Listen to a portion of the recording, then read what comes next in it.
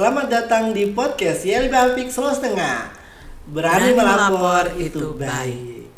Nah, terima kasih masih bersama kami di podcast YLB Apik tentunya. Nah, saya hari ini akan memandu acara kita atau podcast kita pada edisi kali ini. Nah, penonton semua, nah kita akhir-akhir ini Indonesia lagi marak banyak yang terjadi ya kan. Kasus-kasus saya baca berita di mana-mana, Instagram, di mana saja ya media-media sosial, bahkan kasus yang saat ini lagi booming, saya tidak perlu sebutkan tapi ternyata ada ternyata tersimpan kasus pelecehan seksualnya gitu kan sebagainya. Nah, terus latar belakang lokasinya juga atau tempat atau lingkungannya pun kita melihat bahwa banyak ternyata terjadi di lingkup sekolah, ada lingkup pesantren, ada lingkup keluarga dan sebagainya. Ini kok lingkungan-lingkungan yang sangat dekat dengan korban ya, seperti itu. Nah, sehingga saya bisa sebenarnya menyimpulkan bahwa kita Indonesia sepertinya lagi sedang berada di zona waspada deh, yaitu kan waspada atau awas deh terkait dengan kasus-kasus kekerasan berbasis gender dan seksual yang akhir-akhir ini marak sangat-sangat terjadi. Ini sangat terima kasih, kita apresiasi kepada kawan-kawan media karena telah membumingkan juga, karena telah memberitakan juga, sehingga kita juga tahu ternyata ada kasus ini. Kalau tidak ya berarti kasus ini tidak akan diketahui oleh banyak orang, termasuk saya dan kawan-kawan lain yang sedang menonton ya podcast kita kali ini. Nah, berkaitan dengan kasus yang saya sudah ceritakan tadi, nah tema kita pada sesi kali ini adalah terkait dengan pencegahan kasus kekerasan berbasis gender dan seksual di lingkungan gereja. Nah, ini menarik nih, karena emang gereja bicara tentang pencegahan kasus kekerasan. Emang pendeta apa yang dilakukan? Ya kan, sama jemaat-jemaatnya seperti itu. Ini yang akan menjadi pertanyaan-pertanyaan besar kita. Lalu akan dijawab oleh sosok perempuan hebat di samping saya. Ya, jadi karena berkenaan dengan tema kita, jadi ada sosok ya, saya tidak hanya saya sendiri karena saya kebetulan seorang muslim, maka saya tidak akan bisa bicara tentang kasus atau pencegahan kasus kekerasan berbasis gender di lingkup gereja. Nah, sehingga sosok perempuan di samping saya ini akan bicara tentang itu. Halo Kakak Grace. Halo Kak Ririn. Saya bilangnya Kakak Grace aja ya. Ya, boleh Kak Ririn. Akrab, ya. Ya. Kakak sehat? Puji Tuhan sehat. Ya, lebih kelihatan memang sehatnya daripada saya sebenarnya karena kebetulan vegetarian, Pak. Nah, Kakak Grace ini adalah sosok pendeta yang saya kenal belum lama sebenarnya, tapi sudah sangat akrab kami. Lalu kemudian beliau saya lihat akhir-akhir ini cukup banyak ya jam terbangnya di mana-mana, tapi bicaranya bukan jam terbang kemana-mana untuk pelayanan gereja tertentu atau pelayanan jemaat, tapi bicara tentang bagaimana membicarakan tentang pencegahan kasus-kasus tersebut atau kasus-kasus yang dihadapi kita semua. Penasaran? Saya juga penasaran tentunya. Nah, mungkin kita bisa dimulai dengan perkenalan dulu Kakak Grace ya. Baik, boleh. Boleh. Iya, terima kasih Kak Ririn. Siap. Iya. Silakan Kakak. Iya, pertama-tama terima kasih untuk kesempatan yang luar biasa yang diberikan oleh YLBH Apik buat saya. Kali ini pertama untuk mengisi podcast. Iya, saya Pendeta Grisanti Pulumbara, SCC Teol, Pendeta Gereja Kristen Sulawesi Tengah, khususnya saat ini sedang menjalani tanggung jawab di Jemaat GKST Efata Palu di Jalan Banteng, Kota Palu. Saya sudah menikah, punya suami, namun dalam rumah tangga kami belum diberi berkat anak, sedang terus menanti. Kak Ririn, saya juga terlibat dalam beberapa kegiatan kemanusiaan. Salah satunya saya anggota Persekutuan Perempuan Berpendidikan Teologi atau biasa akrab disapa dengan Perwati. Saya juga saat ini sedang menyelesaikan studi konseling pastoral di Asosiasi Konseling Pastoral Yogyakarta atau AKPI. Studi online, ya, untuk memperlengkapi pelayanan saya Karin. Ya, itu saja mungkin Karin. Terima kasih. Iya, saya nge-branding ya. Dia seorang pendeta aja ya. Yang jelas sudah ada sebenarnya orang yang membutuhkan dia. Dari pelayanan jemaatnya kan sudah cukup ada, tapi ternyata beliau tidak cukup merasa puas dengan itu ya kan. Ternyata saat ini lagi sedang mengejar sertifikasi ya orang bilang ya. Tapi itu memang penting ya kan, bagaimana seorang pendamping juga menjadi konselor untuk kalau kita di APIK bilangnya mitra ya. Seperti itu. Oke, baik Kakak, menarik karena Kak Grace juga sudah menjadi seorang calon ya, calon konselor ya. Ya, seorang pastoral yang menjadi seorang konselor itu luar biasa loh, jarang ada. Ya ada tapi tidak banyak. Lalu Kakak, ini menarik bicara tentang gereja dan kasus kekerasan. Karena kasus kekerasan yang dilekatkan dengan keyakinan itu sangat amat sensitif kalau kita membahasnya. Benar kan? Saya penasaran dengan kasus yang terjadi di lingkup gereja, yang tempat di mana mungkin kita beraktivitas atau Kakak Grace dan kawan-kawan lainnya melakukan pelayanan. Seperti apa sih kasusnya, situasinya? Iya, kalau tadi Kak Ririn bertanya persoalan kasus yang terjadi, seperti tadi kalau di Muslim itu biasa terjadi di pesantren ya. Ternyata di gereja yang kita berpikir ya seperti pesantren, gereja, sekolah, kita punya pikiran bahwa Aman. itu tempat-tempat yang aman gitu, Kak Ririn. Tapi dalam realitanya tidak seperti itu. Gereja juga seperti itu. Setelah kita mengamati baik secara umum di gereja, secara khususnya saya berbicara tentang konteks GKST, karena saya ada di GKST. Pada Senin 13 September 2022 kemarin, itu kami belum lama Kak Ririn ya. Itu kami melaksanakan satu pertemuan perwati, rencana tindak lanjut dari Training of Motivator Gender Justice 1. Tom GJ. Iya, Tom GJ. Iya. Kami melaksanakan pertemuan dengan pendeta-pendeta perempuan cukup lengkap pada waktu itu, dan kami menemukan data untuk kasus-kasus yang ada. Itu kasus-kasus kekerasan dalam rumah tangga, kekerasan dalam berpacaran, kasus kekerasan seksual, bahkan kasus kekerasan yang kadangkala tidak disadari terjadi dalam pola asuh, dalam komunikasi keluarga. Ternyata itu terjadi, dan dari semua kasus kekerasan itu yang paling tinggi itu adalah kasus kekerasan dalam rumah tangga.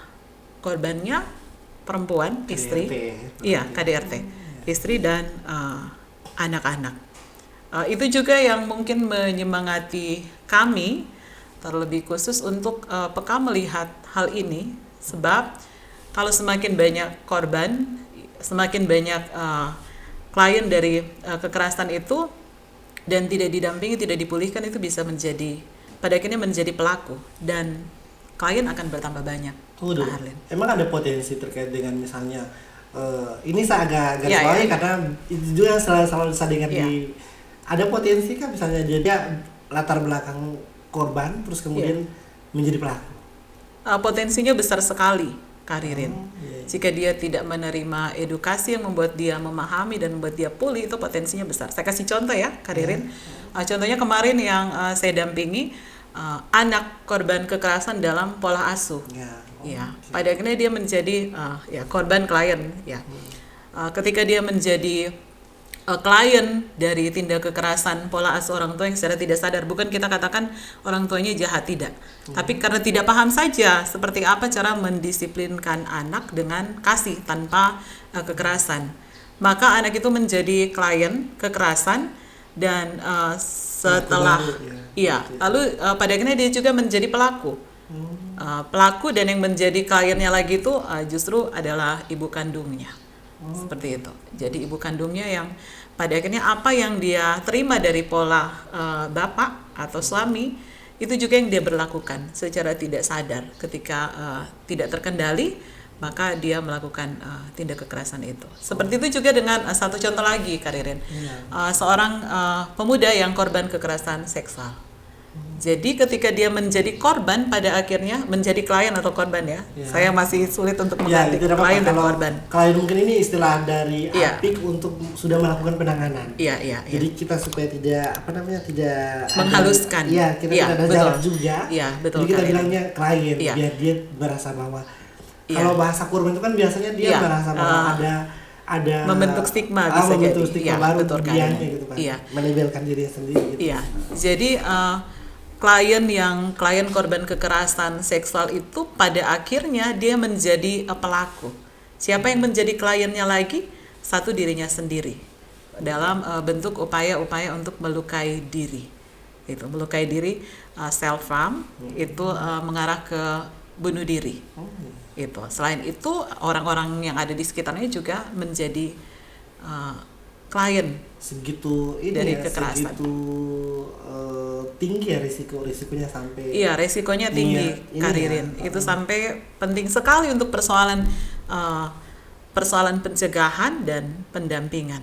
Dan ini terjadi di lingkup tempat kakak di mana Iya, bekerja. lingkup.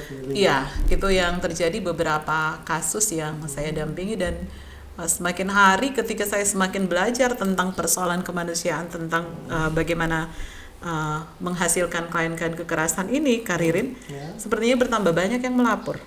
Oh gitu. Iya. Tapi memang ada, ya ini masuk pada pertanyaan kedua nih kakak. Iya. Terlalu panjang untuk bicara tentang kasusnya. Kayak, nah itu yang saya mau pertanyakan. Sebenarnya apa yang sudah dilakukan sejauh ini kakak? Jadi bukan cuma Kak Grace, tapi sebenarnya secara lingkup kita semua, ya kan? Apa yang sudah sejauh ini kita lakukan atau kakak Grace lakukan terhadap situasi yang terjadi ini? Iya, sejauh ini yang saya lakukan itu yang pertama adalah pemulihan diri, karena menjadi tantangan tersendiri ketika ini buka kartu karir, tapi tidak apa-apa. Saya salah satu penyintas dari klien kekerasan dalam komunikasi dan pola asuh. Ya, lagi-lagi saya katakan bukan berarti orang tua saya jahat, tidak. Tapi waktu itu belum dipahami seperti apa pola asuh yang penuh kasih, bebas dari kekerasan. Karena itu saya katakan tadi saya butuh self-care, pemulihan diri sebelum mengambil bagian dalam pencegahan dan pendampingan kasus-kasus kekerasan yang ada. Lalu langkah selanjutnya itu saya melakukan dukungan psikologi awal. DPA. Itu DPA itu saya dibantu didampingi oleh seorang psikolog klinis, Pak Putu Ardi. Mungkin Kak Ririn kenal. Kenal. Beliau itu sangat luar biasa. Saya salut dengan beliau karena beliau yang juga memberi dukungan yang luar biasa dalam kerja-kerja advokasi atau pendampingan pencegahan kekerasan berbasis gender dan seksual. Iya, lalu Kak Ririn, dalam dukungan psikologi awal itu ada 3 hal penting. Saya harus melihat dulu keadaan, kondisi klien. Saya harus mendengarkan dia bercerita. Ini persoalan mendengarkan, ini bukan persoalan mudah. Karena kita punya 2 telinga, harusnya lebih banyak mendengar, tapi dalam kenyataan seringkali kita lebih banyak berbicara daripada mendengar. Tapi untuk dukungan psikologi awal itu penting sekali untuk mendengarkan tentunya dengan tenang dan berempati dengan klien, merasakan apa yang klien rasakan, karena seringkali kita terjebak dengan pemikiran-pemikiran kita sendiri. Sekalipun tidak berbicara, biasanya frekuensi kita itu mengganggu hubungan dengan klien. Tadi kakak sudah menjelaskan terkait dengan latar belakang korban, ya kan? Kalau kita adalah korban atau mitra, menarik sih Kak. Jadi tapi sejauh ini apa yang sudah dilakukan oleh kakak dan kawan-kawan lainnya? Yang tadi sudah dibilang pertanggal 13 kemarin kan sudah ada pertemuan tuh dengan para teman-teman lainnya yang tergabung, ya kan? Terus apa yang sudah dilakukan sejauh ini terhadap situasi yang terjadi di lingkungan kita atau di lingkungan kita sendiri? Iya, yang sudah kami lakukan itu yang paling pertama untuk melakukan pencegahan dan juga advokasi, pendampingan. Tentunya kami perlu belajar untuk memahami. Jadi belajar untuk memahami. Saya belajar dari beberapa kegiatan-kegiatan, termasuk ada beberapa kegiatan di LBH Apik. Oke. Ya. Saya izin minum juga. Iya, silakan. Kemudian sesudah itu saya juga melihat latar belakang saya sebagai penyintas klien atau mitra atau konselor atau korban kekerasan. Kata lainnya itu karya. Ini karena dia banyak istilahnya dia sebutkan sehingga menyesuaikan kata-kata. Menyesuaikan, ya. Jadi karena saya juga menjadi penyintas korban kekerasan, maka itu sangat berpengaruh untuk persoalan kerja dan pelayanan saya. Maka yang saya lakukan juga adalah bagaimana saya melakukan pemulihan diri atau self care. Oh, ya. Emang kayak mana itu? Penting kah misalnya? Sangat-sangat penting bagi saya. Karena itu jadi kalau berbicara tantangan, salah satu tantangan itu adalah diri saya sendiri. Ketika saya belum berproses untuk pulih, maka seringkali yang terjadi saya sendiri juga menjadi pelaku. Bisa menjadi berpeluang untuk menjadi pelaku. Iya, yang Kak Grace tadi sebutkan bahwa ada potensi ketika menjadi dari korban, betul. Ada potensi kemudian dia menjadi seorang pelaku kalau dia tidak tuntas. Betul. Dalam hal pemulihan diri. Saya bisa begitu temperamen untuk menghadapi klien, gitu. Sementara yang dibutuhkan itu adalah ketenangan. Karena itu saya membutuhkan sekali untuk pulih dulu. Lalu sesudah itu yang saya lakukan ini hasil pembelajaran dari psikolog klinis yang luar biasa. Kak Putu Adi. Terima kasih Kak Adi. Hasil belajar dari Kak Putu Adi itu melakukan dukungan psikologi awal. Ada 3 hal penting di dalamnya. DPA. Iya, DPA. Ini familiar ya bagi saya. Iya. Jadi dalam DPA itu yang pertama kita melihat kondisi klien. Karena biasanya ada tanda-tanda yang tidak umum di klien, misalnya murung, kemudian cemas, gelisah, takut itu, walaupun tidak terungkap, itu biasanya kita bisa lihat dari ekspresinya. Bicara terbata-bata, tidak pasti dalam mau mengungkapkan, kadangkala diam 1000 bahasa. Gesturnya. Gesturnya. Atau tangannya pengen ngerangkul. Ada satu kasus itu. Ada satu klien yang saya dampingi itu Kak, kalau bercerita itu dia bisa pegang pisau, tisu 1 lembar itu bisa dibuat jadi berkeping-keping. Nah itu kan memang itu kalau orang yang tidak paham tentang DPA ini dia akan tidak tahu seperti itu apa maknanya ya kan. Seperti itu. Jadi hal-hal yang tidak umum sebenarnya terjadi. Jadi kita lihat dulu itu, kemudian bagian berikutnya mendengar. Mendengar ini sangat penting. Walaupun dalam realitas seringkali kita lebih senang berbicara daripada mendengar. Padahal kita dikasih 2 telinga. Dikasih 2 telinga. Jadi mendengar ini dalam dukungan awal psikologi ini sangat-sangat penting. Jadi mendengar dalam ketenangan, kita tidak membentuk pikiran-pikiran kita sendiri saat mendengar, tapi kita lebih berempati pada perasaan-perasaan yang dialami oleh klien. Jadi mendengar ini sangat penting. Lalu yang bagian selanjutnya itu yang dilakukan adalah bagaimana menghubungkan. Jadi menghubungkan untuk kebutuhan-kebutuhan dasar yang dia punya, menghubungkan untuk apa yang menjadi harapannya untuk persoalan kasus kekerasan yang dia alami. Jadi biasanya saya tidak langsung memberi tawaran, tapi saya harus melihat dulu dia butuh apa. Misalnya ya Kak, itu dalam pendampingan ada 2 jenis advokasi kan, litigasi dan non litigasi.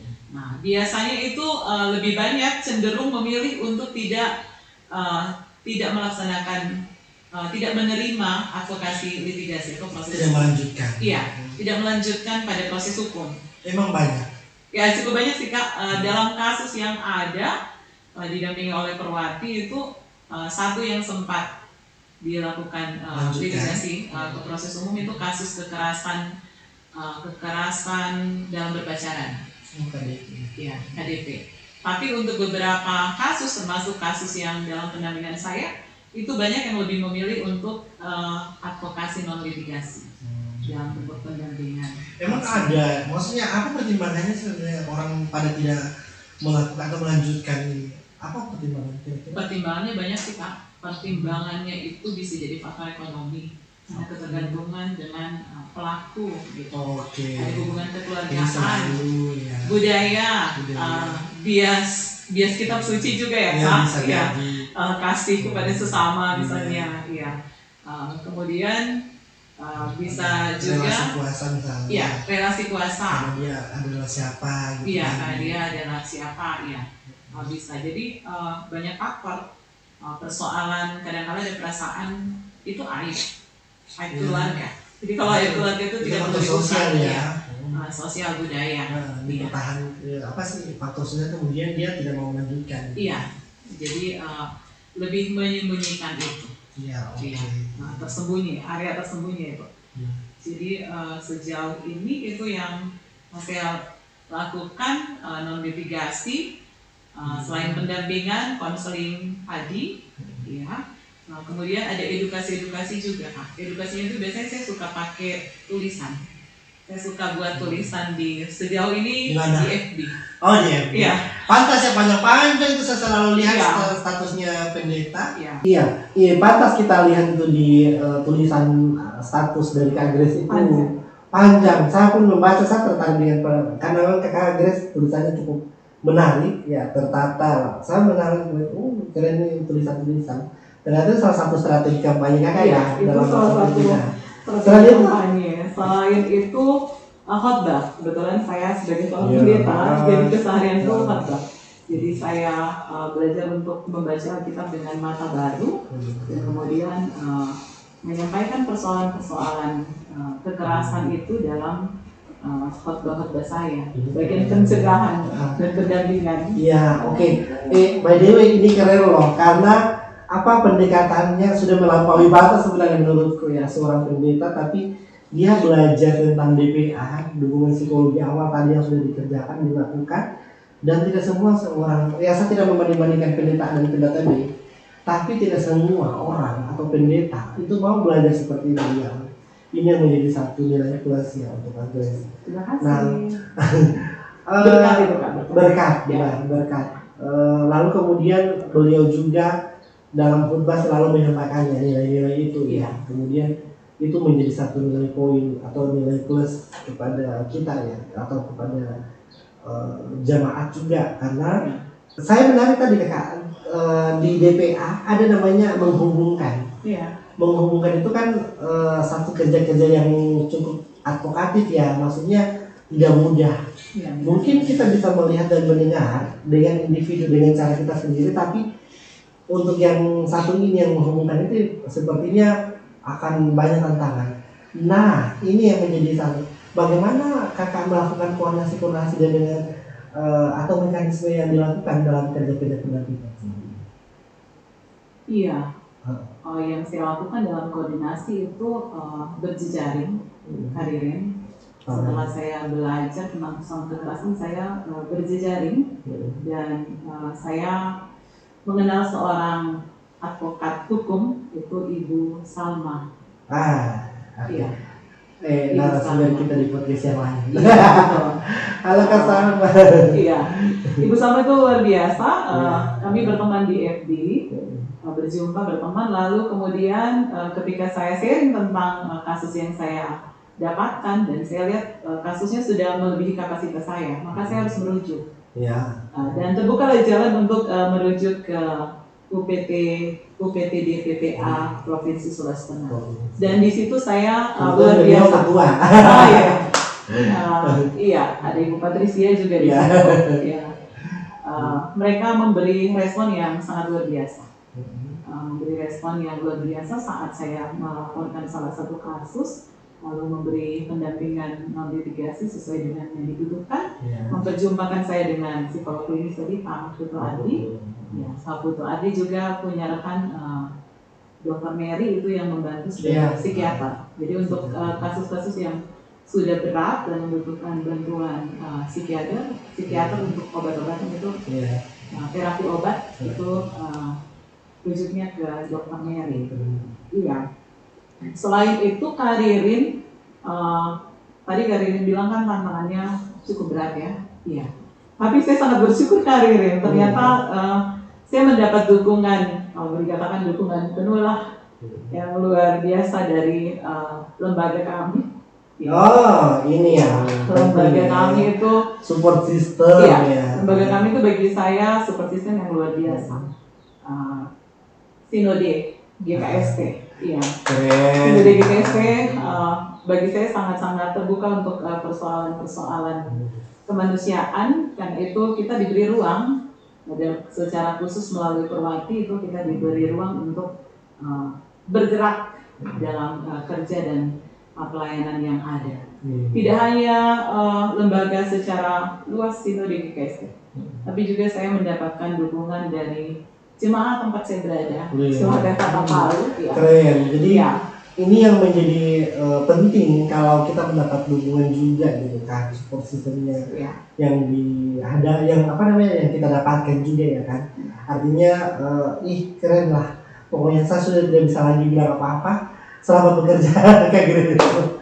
Karena ini ada sesuatu berkat ya, tadi seperti Kak Gira ada berkat pembentukan, karena selain mendapatkan banyak mitra, banyak orang hebat, banyak link di lingkup Kakak Gires ya, juga ternyata di lingkup payung kakak ya, dalam hal ini juga mendukung itu ya. Saya sangat-sangat apalagi yang bicara tentang pencegahan kekerasan berbasis gender ya, itu dalam hal ini. Iya betul ya, salah satunya itu adalah menjadi concern kita ya sama-sama. Lalu sejauh ini adakah, nah tadi kan kakak sudah bilang bahwa mendapat dukungan juga dari lembaga payungnya kakak nih. Lalu sejauh ini adakah aturan-aturan tertentu ya dalam terkait pencegahan KBGS itu sendiri di lingkungan kerja kakak? Maksud saya adalah kalau di kita di APIK itu ada namanya SOP penanganan, ya kan? Lalu di lingkup kerja kakak, apakah ada sudah yang ini bisa jadi pembelajaran nih, kalau memang sudah ada akan jauh lebih bagus dan bisa menjadi pembelajaran untuk orang lain. Kalau berbicara SOP itu kami sedang proses menuju ke sana. Iya, tapi paling tidak saya mau katakan GKST itu luar biasa, GKST itu keren karena pemahamannya sudah lebih luas dan terbuka, sehingga ada banyak pergerakan-pergerakan untuk persoalan kemanusiaan, kegiatan-kegiatan yang mendapatkan dukungan penuh dari Sinode GKST. Saya bagikan ya seperti apa kegiatan-kegiatan itu. Boleh. Iya. Kita sharing biar orang bisa lihat sebenarnya. Iya, betul sekali. Jadi GKST itu sudah memperlengkapi dalam materi-materi pembinaan untuk pencegahan dan pendampingan korban kekerasan berbasis gender dan seksual. Itu dikerjakan oleh beberapa bagian, termasuk Perwati tadi, karena isi dari Perwati itu khususnya BPD Poso itu adalah pendeta-pendeta perempuan dan juga perempuan yang berlatar belakang teologi yang ada di GKST. Jadi di dalamnya itu ada banyak materi-materi pembinaan untuk mengedukasi jemaat, baik itu kategori usia dewasa juga anak. Lalu kemudian ada materi katekisasi CD. Itu untuk materi katekisasi CD kami sudah memuat isu keberagaman agama, budaya, dan gender. Jadi tidak tertutup lagi untuk persoalan ragam. Ini salah satu upaya untuk pencegahan. Lalu dalam katekisasi nikah itu secara pribadi saya sudah memasukkan bagian dari bagaimana mengenal diri dan pasangan, untuk mempersiapkan pasangan-pasangan supaya tidak terjebak pada persoalan kekerasan dalam rumah tangga. Lalu selain itu GKST itu juga sudah melaksanakan program gereja ramah anak. Itu gereja ramah anak itu berbicara pola asuh penuh kasih. Jadi mendisiplinkan anak-anak itu tidak mesti selalu dengan kekerasan, tapi mendisiplinkan dengan kasih itu lebih sesuai dengan teks Alkitabiah kami, teks kitab suci kami. Lalu ada program kolaborasi persekutuan perempuan dengan Perwati tadi, yaitu salah satunya membaca Alkitab dengan mata baru. Ya, jadi tidak menafsir secara harafiah yang pada akhirnya menjebak pada kita menjadi pelaku dari kekerasan itu sendiri tanpa sadar. Dan yang terakhir itu program yang saat ini sedang dipersiapkan Rumah Aman. Nah, itu menuju ke apa tadi yang Karin bilang, SOP. Sudah ada menuju SOP, sudah mendorong gereja ramah anak ya. Saya kira cuma hanya ada kota layak anak. Ternyata sekarang kita lagi dengarkan ada namanya gereja ramah anak, ya kan. Lalu juga ada namanya mempersiapkan rumah aman. Iya. Ih, ini keren. Iya, karena selama ini Karirin sambil menunggu itu dikerjakan, selama ini kalau ada kasus biasanya kami akan menggunakan pastori untuk rumah aman. Nah itu tidak cukup kondusif sebenarnya. Iya, sebenarnya Karirin. Iya, betul. Maksudnya misalnya penting ya IKSD untuk menyiapkan rumah aman. Iya. Tolong bisa ke situ kan. Terus saya sebutkan di YouTube ya. Iya. Saya sebutkan IKSD nggak apa-apa ya. Iya, bagi IKSD Perwati dan semua bergerak bersama. Kita kerja kolaborasi. Luar biasa. Oke, menarik Kakak. Terkait dengan tadi Kakak sudah bilang gereja lagi sedang mempersiapkan gereja ramah anak ya. Banyak sudah kita lagi mendorong juga kota ramah anak ya kan di Palu ya khususnya. Nah, ini juga salah satu poin yang penting. Kalau di gereja saya dengarnya, saya tahunya adalah ada pemuda. Ya, ada kelompok pemuda. Di gereja ada kelompok-kelompok ya, ada kelompok pemuda. Salah satunya adalah kelompok pemuda. Nah, bagaimana peran anak muda ini maksudnya? Mereka seperti apa dalam hal melakukan pencegahan KBGS ini? Saya singkatnya dari KBGS. Iya, untuk memang pemuda sangat potensi untuk persoalan pencegahan dan pendampingan. Karena itu bagi saya mengerjakan edukasi. Awalnya edukasi untuk pemuda, persoalan klien dari kekerasan berbasis gender dan seksual, sehingga mereka bisa punya pemahaman yang baik tentang itu, dan pada akhirnya mereka bisa secara tidak langsung komunitas pemuda, itu khususnya di gereja saya, secara tidak langsung mereka belajar untuk memahami, lalu mereka juga secara tidak langsung memberi pendampingan. Sudah ada. Itu sedang dikerjakan. Pendampingan secara umum yang saya maksud ini tidak lagi mengambil bagian untuk memberi stigma atau membuli, ya tidak seperti itu, tapi mereka sudah belajar untuk menerima konteks dari klien kekerasan berbasis gender dan seksual. Kita menjadi orang yang tidak melakukan tidak ikut-ikutan menjadi pelaku. Kemudian untuk beberapa waktu ini saya sedang mempersiapkan satu kegiatan juga untuk pemuda, dan sudah mendapat beberapa orang muda yang direkomendasikan untuk menjadi pendamping. Karena memang sejauh ini saya katakan tadi semakin banyak kasus, saya semakin kewalahan Karirin. Jadi membutuhkan orang-orang muda paling tidak untuk dukungan psikologi awal. Dan rencana ada satu kegiatan yang akan kami kerjakan dan saya didukung oleh Pak Putu Adi. Tapi kalau boleh kita kolaborasi juga ya. Soalnya kita lagi sedang menjalankan proyek anak muda yang didukung oleh Rukir Indonesia. Baik, keren ya. Terima kasih Rukir Indonesia sudah mendukung kita untuk mendorong partisipasi anak muda, dan ini sangat terkoneksi sekali dengan kerja-kerja Kak Grace dengan mendorong pencegahan kekerasan berbasis gender di wilayah kerjanya, dalam hal ini ada di wilayah gereja. Lalu kemudian progresif, saya agak insecure mendengar karena ternyata mereka sudah saat ini lagi sedang mendorong banyak hal ya, sudah pengen mendorong adanya rumah aman, dan itu belum tentu di cover oleh pihak penyedia layanan. Dalam hal ini saya tidak bilang sebutkan siapa dia. Tapi itu belum tentu loh. Tapi kalau gereja sudah mau cover itu akan jauh lebih keren gitu kan. Oke, baik Kakak, itu banyak ya, saya sedikit insecure terkait dengan apa yang sudah jangan insecure dong ya kan, menjadi penggerak jangan hanya insecure. Itu Motivasi kali ini. Saya justru termotivasi ya. Kembali saya telah kata-kataku. Saya termotivasi mendengarkan banyak hal terkait dengan apa yang sudah dikerjakan atau dilakukan oleh Kak Grace. Nah, tentu dengan banyak yang sudah ia lakukan, saya jujur lihat, Jaksel ya. Nah, jujur saya ini kenal beliau masih kurang lebih 2 tahunan, ya kurang lebih ya. Tapi banyak hal yang saya lihat dan saya rasakan langsung melihat beliau punya kegiatan-kegiatan yang dalam rangka melakukan pencegahan kasus kekerasan berbasis gender di wilayah kerjanya. Nah, kakak, tentu kita punya tantangan dong. Tadi sebenarnya kakak sudah sedikit menjelaskan tentang tantangan-tantangan individualistik kakak, tapi sebenarnya secara spesifik apa sih tantangan? Saya penasaran dengan ini karena ini mungkin bisa menjadi pembelajaran juga untuk kawan-kawan lain yang bisa mendengarkan ini.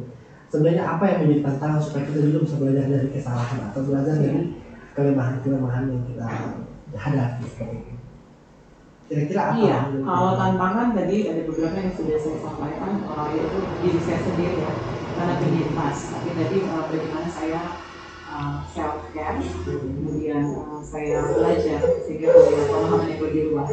Jadi tantangan itu bisa teratasi. Tantangan lainnya itu saat mendampingi klien. Iya, kadang-kala dulu sebelum saya belajar lebih jauh bagaimana pendampingan itu saya suka stres. Bahkan kadang-kala itu sepertinya stres saya berat. Kenapa berat? Karena saya belum belajar bagaimana caranya, bagaimana caranya memberi pendampingan tanpa menyampahi diri saya, gitu. Tapi puji Tuhan sekarang sudah lebih baik prosesnya. Saya dibantu kembali lagi oleh Pak Putu Ardi, ya. Ada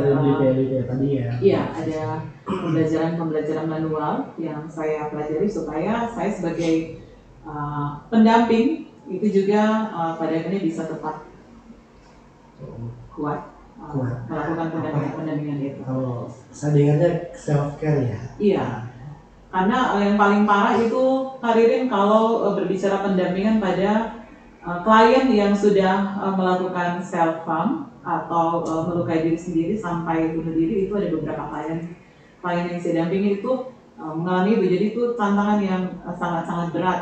Tapi puji Tuhan sekarang saya sudah tahu caranya harus seperti apa. Selain itu juga menghadapi keluarga korban. Jadi keluarga korban itu sama ya. Iya, tidak langsung positif pikirannya Karirin. Tapi saya pernah mengalami trauma juga karena saya harus dimaki-maki. Karena pernah Karirin. Iya, tapi bisa melalui masa-masa itu, pada akhirnya setelah mereka paham, baru mereka berubah, memberi dukungan dan lebih memudahkan lagi untuk saya melakukan pendampingan karena sudah ada dukungan dari Tuhan. Butuh waktu juga untuk meyakinkan ya. Iya, betul sekali. Memang penting dalam melakukan pendampingan sebenarnya pendekatan harus 2 arah. Kita di APIK ada namanya pendekatan 2 arah yang kita lakukan. Yang pendekatan 2 arah itu pendekatan berarti yang pertama kita kuatkan klien atau mitra kita. Lalu juga kita pendekatannya kepada keluarga. Jadi ini adalah pendekatan 2 arah. Nah, sehingga penguatan ini kemudian kita yang satu tuntas tapi ternyata yang satu tidak. Nah, kalau dua-dua tuntas berarti ada supersistem yang terbangun yang kita dorong kan? Iya, betul kan. Nah, sehingga tidak ada masalah baru. Iya, kami biasa menyebut itu dengan konseling keluarga. Kalau di API kami menyebut itu konseling keluarga. Jadi rata-rata kasus itu pasti harus ada konseling keluarganya. Iya. Itu. Kemudian tantangan lainnya dari lingkungan sekitar. Kadang-kadang ada banyak orang-orang di sekitar saya yang belum memahami Karirin. Jadi suka negatif thinking untuk apa yang dilakukan seperti itu ya. Apalagi misalnya dia ternyata korban perkosaan misalnya, ya ampun itu kayak jadi rame-rame ikut jadi pelaku semua. Jadi menghadapi itu terus dikerumuni. Sangat-sangat tidak mudah Karirin. Ada beberapa lembaga-lembaga yang di sekitar tempat pelayanan, itu juga kadang-kala mengalami bias perspektif patriarki, hierarki dan androsentrisme dalam setiap pengambilan keputusan, dan juga bias perspektif patriarki, kiriarki, dan androsentrisme dalam teks-teks kitab suci. Itu tantangan juga Karirin, tantangan. Ini 3 istilah yang Kak Grace barusan bilang, jujur saya tidak mengerti, tidak terlalu mengerti ya. Cuma patriarki yang selalu kalau patriarki itu kan berbicara sistem kerabatan laki-laki kan, Karirin, bapak, ayah. Tapi kalau dia kiriarki itu lebih umum lagi. Ada kaum yang merasa superior, maka dia melakukan kekerasan kepada yang inferior. Iya, jadi itu kuat. Nah, itu bisa tidak hanya berbicara persoalan laki-laki, perempuan atau gender lainnya, tidak. Tapi siapa yang merasa dia kuat, dia bisa menindas, melakukan kekerasan pada yang dianggap yang punya relasi berarti. Iya, relasi kuasa. Iya, kalau androsentrisme ini berpusat pada laki-laki. Perspektif itu Karirin. Thank you Kak Grace sudah banyak memberikan pemahaman. Saya mendapatkan informasi banyak tentang ini, dan luar biasanya adalah beliau seorang pendeta tapi juga mau belajar tentang pendampingan, ya kan? Dia sudah tahu, atau Kak Grace sudah memahami tentang DPA, ya kan? Ini belum tentu pendamping bisa paham tentang DPA. Ini menjadi tanda kutip ya, pendamping belum tentu tahu teknik DPA.